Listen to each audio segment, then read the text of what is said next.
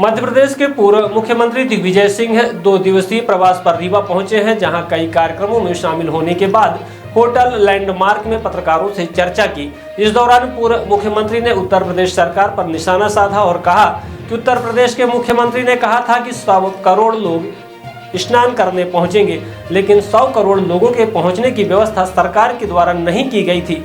एक तो VIP culture और सरकार की अव्यवस्थाओं का लेकर किया गया दावा खोखला निकला। मंत्री, सांसद, विधायक वीआईपी कल्चर ने व्यवस्था को तार तार कर दिया। जितनी व्यवस्थाएं सरकार कर सकती थी वह भी नहीं कर सकी और यह सब जांच का विषय है। दिग्विजय सिंह ने कहा कि उन्हें इस बात का दुख है कि कितने लोगों की भगदड़ में मौत हुई है, उसकी जानकारी तो कम से कम सरकार को देनी चाहिए थी।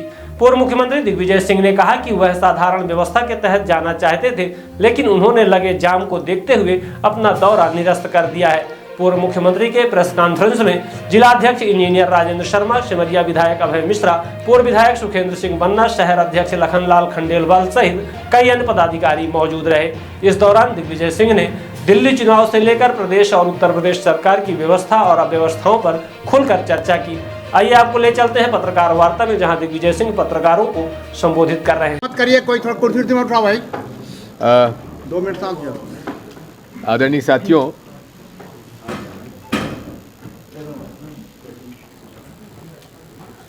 हमारे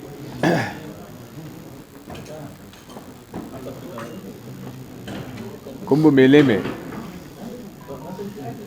माननीय मुख्यमंत्री जी ने कहा था उत्तर प्रदेश के कि 100 करोड़ की व्यवस्था हमने की है लोगों की यहाँ आने के लिए, और जगह जगह उसको प्रचारित किया गया।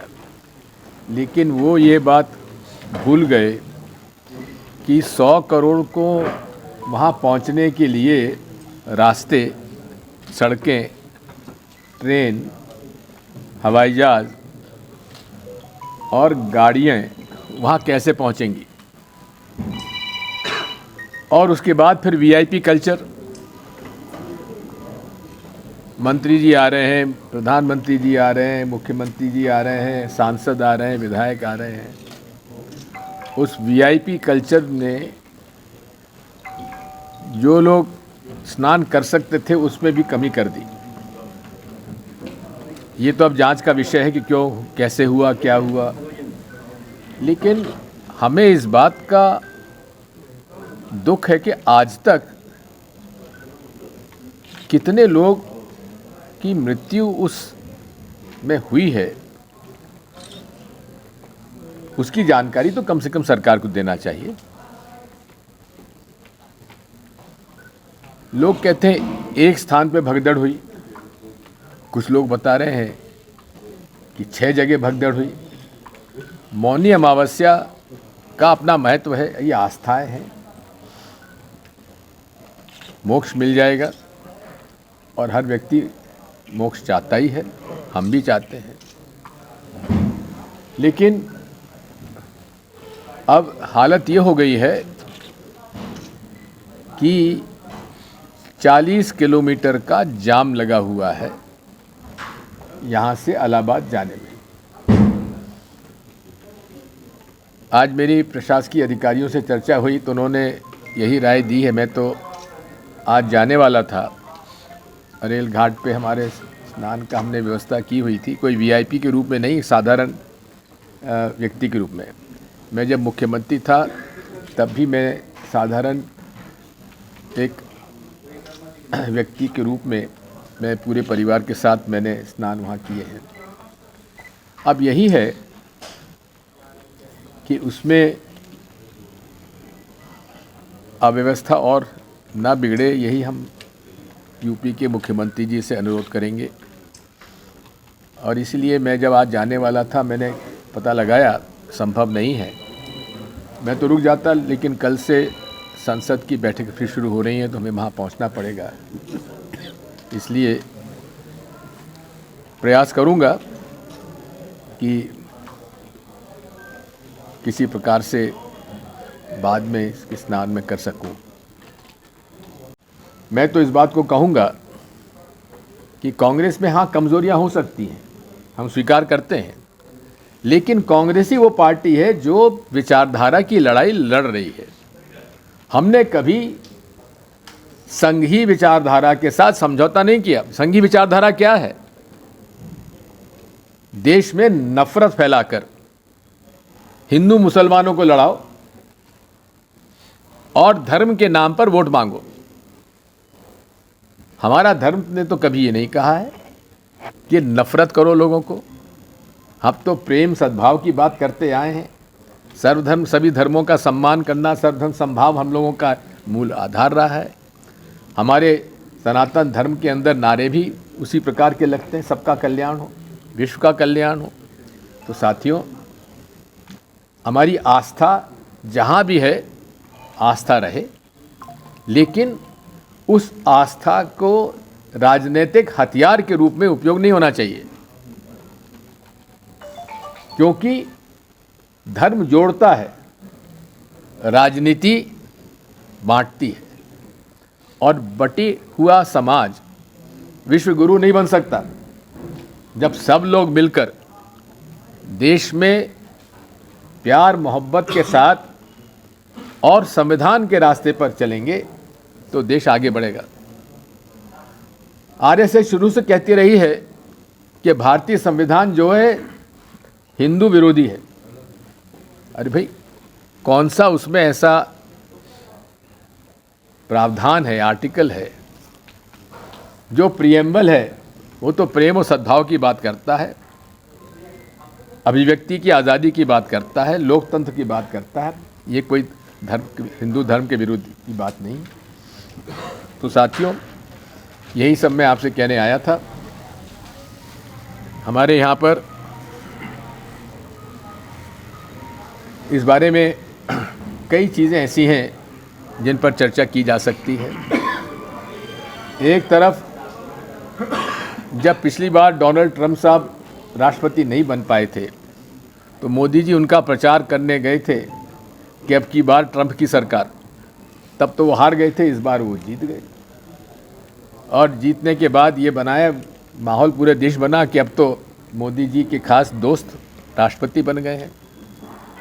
राष्ट्रपति ट्रंप ने पहला आदेश क्या किया कि अमेरिका में जितने भी हिंदुस्तानी हैं जो अवैध रूप से आ गए हैं उनको हम वापस करेंगे, और साथ में अमेरिका की बनी यूएस मेड डेविडसन मोटरसाइकिल पर आप टैरिफ कम करिए, यानी कि सस्ती मोटरसाइकिल अमेरिका की यहाँ बिके, उस पर उन्होंने प्रभाव डाला। तो मोदी जी ने सबसे पहले तो उसको डेविडसन के ऊपर मोटरसाइकिल पे टैक्स कम कर दिया, टैरिफ कम कर दिया, और उसके बाद अवैध रूप से जिन्होंने प्रवेश किया अमेरिका में उनको हथकड़ी डालकर वहाँ की मिलिट्री प्लेन से यहाँ पर भेज दिया। क्या ये हमारी जवाबदारी जिम्मेदारी नहीं थी कि हमारे आखिर भारतीय तो हैं, अवैध रूप से चले गए, ठीक है, लेकिन वहाँ से सम्मानजनक लाने में क्या दिक्कत थी? कोलंबिया छोटा सा देश है। कोलंबिया के राष्ट्रपति ने कहा कि ठीक है, जिसको भी आप वहाँ से हटाना चाहते हैं वो हमारा कोलंबिया का नागरिक है, हम उसकी व्यवस्था करेंगे, लेकिन आप हथकड़ी नहीं डालेंगे। उन्होंने अपने खुद के सिविल प्लेन्स भेजे और उनको वहाँ ले गए, और जो माल यूएस से आ रहा था उस पर टैक्स बढ़ा दिया कि तुमने हमारे साथ जाति करो, हम तुम्हारी सामान को महंगा करेंगे ताकि तुम्हारा ना बिके। आज पूरे विश्व में ग्लोबल टैक्स वॉर चला हुआ है। सारे देश आज इस बात की कोशिश कर रहे हैं कि उनका माल बिके और उन्हें आयात करना कम हो।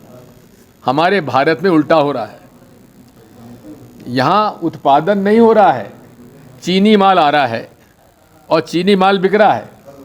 अब पतंग का धागा भी यहाँ नहीं बन सकता, पतंग का धागा भी चाइना से आ रहा है और इतना तेज है कि उसमें तो हाथ कट जाता है और कई लोगों को उसमें मृत्यु भी हुई, एक्सीडेंट भी हुआ है।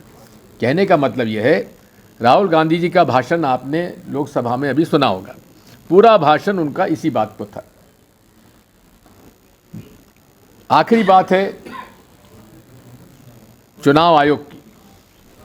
पूरे देश के चुनाव में चुनाव आयोग जो मौजूदा है वो पूरे तरीके से भारतीय जनता पार्टी के एजेंट के रूप में काम कर रहा है। माननीय सुप्रीम कोर्ट ने कहा कि चुनाव आयोग के सदस्यों का चयन उस कमेटी के द्वारा हो जिसमें प्रधानमंत्री जी, विपक्ष के नेता और चीफ जस्टिस सुप्रीम कोर्ट होना चाहिए। उनका एक निर्णय था। मोदी जी को रास नहीं आया, उनको तो चुनाव आयोग के बिना तो वो चुनाव नहीं जीत सकते, तो उन्होंने उसको रिजेक्ट करके कहा कि नहीं, प्रधानमंत्री जी और प्रधानमंत्री द्वारा मनोनीत मंत्री और विपक्ष के नेता, तीन में से दो एक साथ हो गए तो अकेले विपक्ष के नेता क्या करेंगे? क्या कारण है कि आज मोदी जी विपक्ष के आरोप का भी चुनाव आयोग उसका उत्तर नहीं दे रहा है? अब आप समझिए महाराष्ट्र में क्या हुआ। गठबंधन जो था वो राष्ट्रीय चुनाव के लिए हुआ था और वो लड़ाई विचारधारा की थी। उस इंडिया गठबंधन में कौन लोग थे जो भारतीय संविधान के समर्थक के साथ साथ वो महात्मा गांधी की विचारधारा के लोग थे, राम मनोहर लोहिया की विचारधारा के लोग थे और लेफ्ट के लोग थे, जो इस देश में सांप्रदायिक सद्भाव, भाईचारे के पक्षपात है, जो धर्म का उपयोग राजनीतिक हथियार के रूप में ना करें। इसलिए साथियों, वो गठबंधन राष्ट्रीय मुद्दों पर लड़ा गया था। जहाँ तक प्रांतीय मुद्दे होते हैं वहाँ डिफरेंसेस होते ही हैं, क्योंकि हमने देखा है कि अरविंद केजरीवाल जी ने शीला दीक्षित जी के खिलाफ कितना दुष्प्रचार किया था और आज पूरा दिल्ली इस बात को स्वीकार करता है कि इधर हमारी शीला दीक्षित जी के 3 टर्म 15 साल स्वर्णिम युग था दिल्ली के लिए, जितना विकास हुआ। और अरविंद केजरीवाल जी ने उनको करप्शन करते करते कहा कि हम इंडिया अगेंस्ट करप्शन, लेकिन सबसे ज़्यादा भ्रष्टाचार के प्रकरण उन्हीं के परिवार उनके ऊपर और उनके मंत्रियों के ऊपर लगे। तो इसलिए इंडिया गठबंधन राष्ट्रीय मुद्दों पर लड़ा जाता है, उसके लिए है। बाकी प्रदेश में एक दूसरे के खिलाफ हम लोग अगर लड़ते भी हैं तो अपनी विचारधारा के आधार पर लड़ते हैं। बिहार चुनाव होने जा रहा है, से बजट की चर्चा शुरू होने वाली है कल से रादर। इस पूरे देश में जो हालात हैं उससे आप सब लोग भी गुजर रहे होंगे। मजदूरी बढ़ नहीं रही, वेतन बढ़ नहीं रहा, खर्चे बढ़ते चले जा रहे हैं। अभी माननीय प्रधानमंत्री जी ने और वित्त मंत्री जी ने अपने बजट में उन लोगों को लाभ दिया है जिनकी आय 80,000 से 1 लाख रुपए माहवार तक है। अब ऐसे कितने लोग यहाँ होंगे जिनकी आय 80,000 से 1 लाख के बीच में होगी? खुद प्रधानमंत्री कहते हैं रेवड़ी कल्चर नहीं होना चाहिए, लेकिन चुनाव होता तब भारतीय जनता पार्टी रेवड़ी बांटना शुरू कर देती है। मेरा हमेशा कहना है, मानना है मेरा, कि हमेशा जो सब्सिडी दी जाती है वो चिन्हित करके उन्हीं को दी जाना चाहिए जिनके पास 2 टाइम खाने की व्यवस्था तक नहीं है। लेकिन आज हालात ये हैं कि जिनके पास 10 एकड़, 20 एकड़, 50 एकड़ ज़मीन है उनको भी 6,000 रुपये साल मिल रहे हैं। जिनके पास पूरी व्यवस्था है, उनको भी मुफ्त में भोजन मिल रहा है, अनाज मिल रहा है। तो क्लोजली टारगेटेड होना चाहिए। अब जैसे हमारे मध्य प्रदेश में लाडली बहना से 1250 रुपये दिए जाते हैं। मैं कई जगह जाता हूं तो पूछता हूं लोगों से कि उसमें शिकायतें मेरे पास ये आ रही हैं कि जिनको वृद्धावस्था पेंशन और विधवा पेंशन मिल रही है 600 रुपया, उनको नहीं मिल रहा है लाडली बहना, जिनको आवश्यकता है। अब आप समझ सकते हैं, विधवा जिसके पास आमदनी का कोई जरिया नहीं है, बच्चों को पालना है, उसका 600 रुपये में क्या होगा। और ये 300 रुपये मेरे कार्यकाल में हमने देना शुरू किया था, जिसे कमलनाथ जी ने 600 रुपये किया। 1000 रुपये का हमारा वादा था। आज तक केंद्र सरकार जो हमने शुरू किया था 300, उसके हिसाब से 300 रुपये आज दे रही है। राज्य सरकार की तरफ से एक पैसा भी नहीं दिया जा रहा है, बढ़ाया भी नहीं। ऐसे परिवार को, ऐसे जिसके पास आमदनी कोई जरिया नहीं है लेकिन उसको विधवा पेंशन या वृद्धावस्था पेंशन मिल रही है, उसको इसका लाभ क्यों नहीं मिल रहा उस महिला को। दूसरा, ऐसे कई महिलाओं को मिल रहा है जिसमें 1250 की कोई आवश्यकता भी नहीं है। मैंने जहाँ भी मैं जाता हूँ लोगों से पूछता हूँ बिजली के बिल कितने आ रहे हैं। कोई 1000 बता रहा है, कोई 1500 बता रहा है, कोई 2000 बता रहा है। जब मैं उनसे पूछता हूँ भाई कमलनाथ जी की कांग्रेस की सरकार में कितना बिल लगता था, कि साहब 100 रुपये भी लगते थे। आज इसका मतलब यह है कि आपने लाडली बहना का पैसा तो दे दिया, लेकिन साथ में बिजली का बिल आपने 1000-1500 कर दिया। इसलिए मैं यही कहूँगा राज्य शासन से और केंद्र सरकार से, रेवड़ी सब्सिडी बंटना चाहिए। हमने भी बांटी थी, मुफ्त में बिजली दी थी।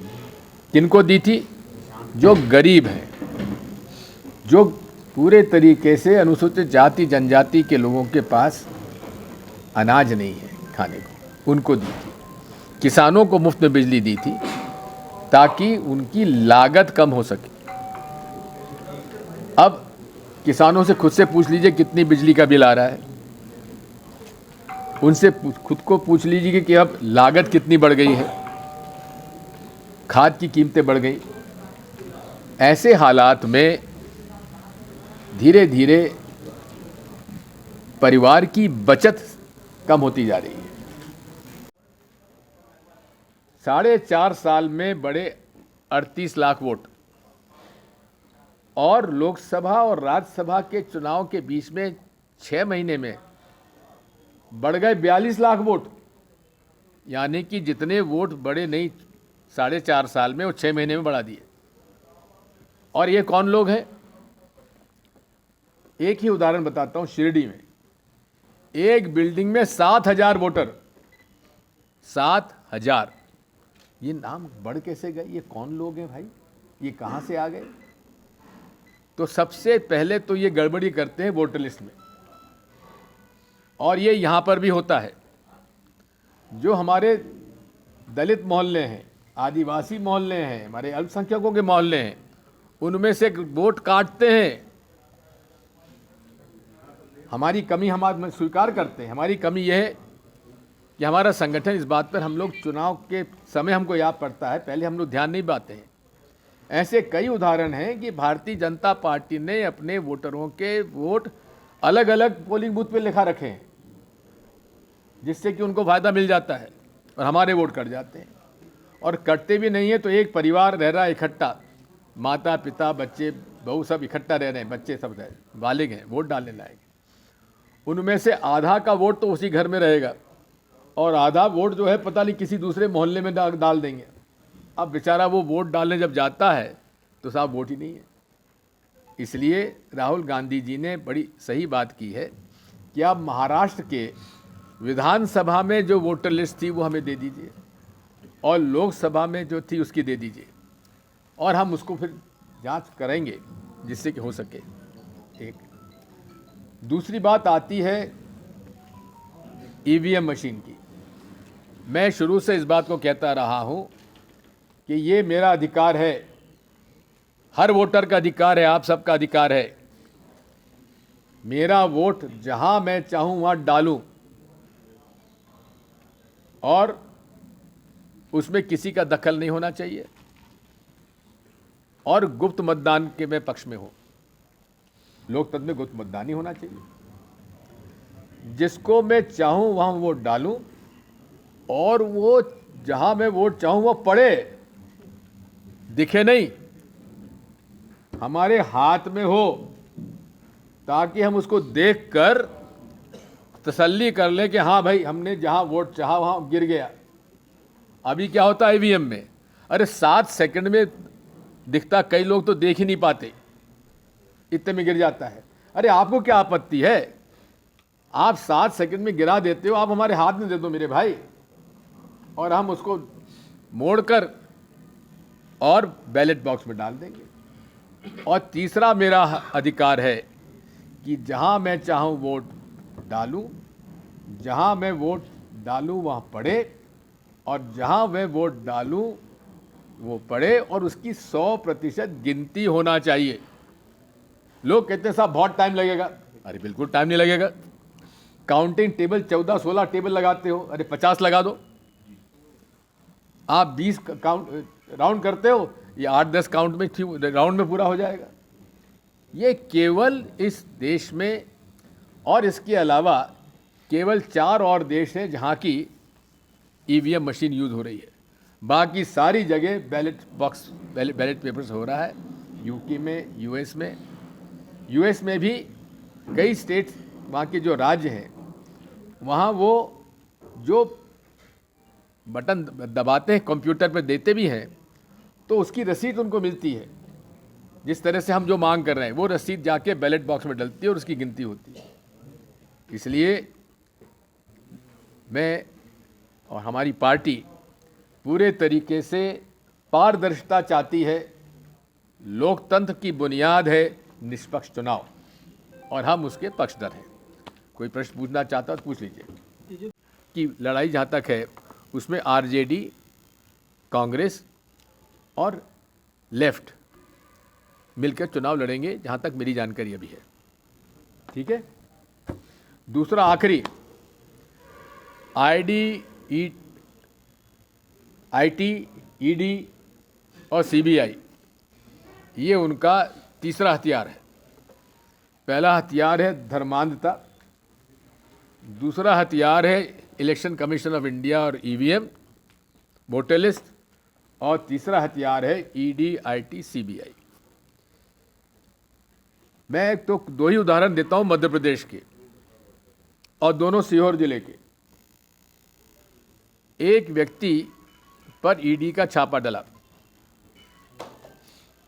उसे ईडी का अफसर बोल रहा है तुम्हें कोई नहीं बचा सकता, राहुल गांधी भी नहीं बचा सकती। ये परिवार कौन है? जिसने कि उनके बच्चों ने गुल्लक भारत जोड़ो यात्रा में राहुल गांधी जी को दी। उनको कह रहा है कि राहुल गांधी तुम्हें बचाने नहीं आएगा, भाजपा ज्वाइन करो, भाजपा में शामिल हो जाओ। ये ईडी का अफसर साहू, जिसका हमने नामजद रिपोर्ट की है पुलिस में, उसकी वजह से उसने सुइसाइड नोट में लिखा है कि उसकी वजह से मैं आत्महत्या कर रहा हूं। उस पर मुकदमा आज तक पुलिस ने, सीहोर पुलिस में दायर नहीं किया। दूसरा, एक नकली पनीर बनाने का एक फैक्ट्री चल रही थी, जिसका कि मुझे बताते हैं कि पासवान परिवार से, चिराग पासवान और रामविलास पासवान के ज़माने से उनका अच्छे संबंध थे। कई बार उनकी फैक्ट्री बंद भी हुई, फिर चालू हो गई, और उसके बाद उनके यहाँ भी ईडी छापा पड़ा। उनसे भी कहा गया कि आप भाजपा को सब में आ जाइए, एलजेपी को सपोर्ट करिए। उनके यहाँ छापा पड़ गया। मालिक की पत्नी ने आत्महत्या का प्रयास किया, वो यह कि उनका ये ईश्वर ने उन्हें बचा लिया।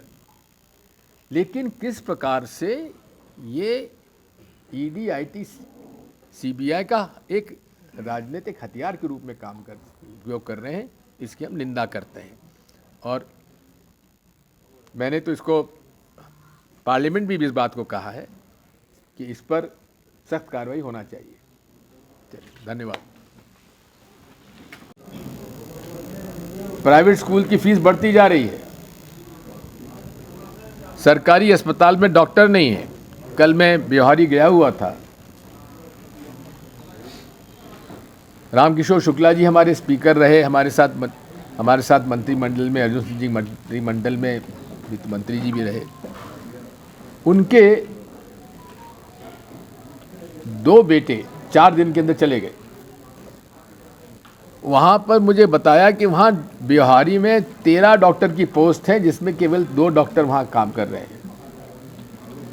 और सुरेन, जो कि बहुत ज़्यादा उसकी उम्र नहीं थी, हमारी से छोटा था, वो 4 दिन पहले उनके भाई की मृत्यु हुई, 4 दिन बाद उसकी मृत्यु हो गई।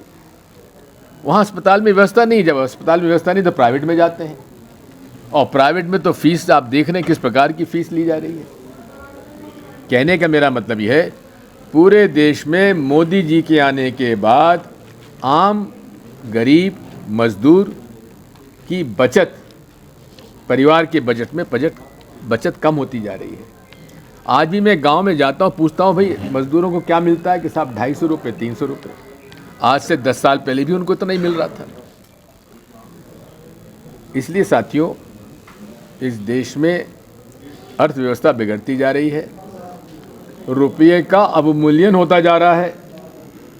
जहां $1 में यूपीए सरकार 2014 तक थी, तब 58 रुपये की कीमत थी डॉलर की। और मोदी जी बड़ा ज़ोर शोर से कहते थे, और उनके साथ उनके जितने भी समर्थक हैं, जितने जो बाबा लोग अपने आप को कहलाते हैं, उन बाबा लोगों ने कहा था कि कीमत मोदी को सरकार बनाओ और हम कीमतें कम कर देंगे, और साथ में डॉलर का भाव भी हम बढ़ने नहीं देंगे। आज वो सब मौन है, चुप है। क्यों? क्योंकि मोदी जी पूरी तरीके से असफल हो चुके हैं। अब बात आती है, आप पूछेंगे साहब असफल हो गए तो दिल्ली में कैसे जीत गए? ये बात वाकई में समझने की है। एक बात मैं शुरू से कहता आया, मुझे दिक्कत इस बात की, जब मैं कुछ बात कहता हूं तो लोगों को समझने में देर लगती है। जब Arvind Kejriwal ji India against corruption का अभियान चलाए हुए थे, और हमारे अन्ना हजारे साहब को उन्होंने मुखौटा बनाया हुआ था, तब पूरा राष्ट्रीय स्वयंसेवक संघ उनका समर्थन कर रहा था। तब मैंने कहा था कि ये मुखौटा है, ये भ्रष्टाचार मिटाने नहीं आए हैं, ये कांग्रेस का जो गरीबी तबका जो कांग्रेस को वोट देता है, उसका वोट बिगाड़ने के लिए आए। और वही सही साबित हुआ। हाँ, ऐसा क्या नहीं, हाँ कि हमने उनका समर्थन नहीं किया हुआ। पहली बार जब मुख्यमंत्री बने तो उनके पास बहुमत नहीं था, कांग्रेस पार्टी के 8 लोग जीते थे। अरविंद केजरीवाल जी को मुख्यमंत्री बनाने में हम लोगों ने समर्थन दिया, उनकी सरकार बनवा दी। लेकिन हुआ क्या, पूरे दिल्ली के चुनाव में मोदी जी ने कहा कि अरविंद केजरीवाल ने शीश महल बनाया। शीश महल, पैसा किसका लगा? जनता का पैसा, आप सब हमारा पैसा लगा। और केजरीवाल जी ने कहा कि मोदी, इसने राजमहल बनाया है, जितना पैसा शीश महल में लगा उससे 4 पैसा प्रधानमंत्री आवास में लगा दिया है। तो भाई कांग्रेस पार्टी ने इतनी दिन राज किया, न हमने शीश महल बनाया न राजमहल बनाया, लेकिन गरीब के लिए, मजदूर के लिए, उस जाति जनजाति के लिए, छोटे व्यापारियों के लिए, मध्यम व्यापारियों के लिए हमने योजनाएं बनाई और जनता के पैसे का दुरुपयोग नहीं किया। आखिर तक जो पुराने मकान थे दिल्ली में, उसी में रहते आए। पंडित जवाहरलाल नेहरू भी, लाल बहादुर शास्त्री जी भी, इंदिरा जी भी, राजीव जी भी, नरसिम्हा राव जी ने कभी अपना राजमहल नहीं बनाया। बात यही है, ये लोग कहते कुछ हैं और करते कुछ हैं। स्मार्ट बनो, सोलर स्मार्ट चुनो। प्रधानमंत्री सूर्य घर योजना 78,000 की सब्सिडी के साथ राजकिरण इंटरप्राइजेस से सोलर अपनाओ, बिजली के बिल की परेशानी से निजात पाओ। राजकिरण इंटरप्राइजेस, हमारा पता है जॉन टॉवर, कॉलेज चौराहा, रीवा। हमसे संपर्क करें 62 60 23 65 07 88 39 74 77 11 88 27 57 71 00।